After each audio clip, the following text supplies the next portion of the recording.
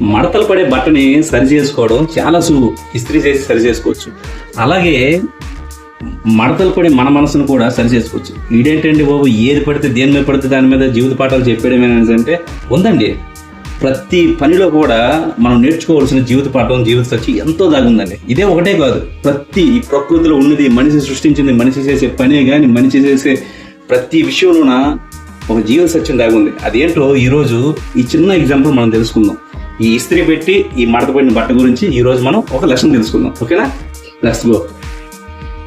ఈ బట్టలు చూడండి, ఇవి మడతలు పడ్డాయి కదా. వేడి ఇస్త్రీ తగిలితే ఈ బట్టలు అనేవి, ఈ మడతలన్నీ సాఫీగా అయ్యి కొత్త అందంగా కనబడతాయి. మళ్ళీ మన జీవితం కూడా అంతేనండి.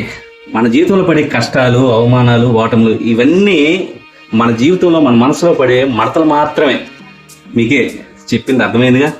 కొన్నిసార్లు మన మనసు కూడా ఈ బట్టలాగే కొందరనే మాటల వల్ల, మన బరువు బాధ్యతలు, మన పరిస్థితుల వల్ల నలిగిపోతూ ఉంటుంది.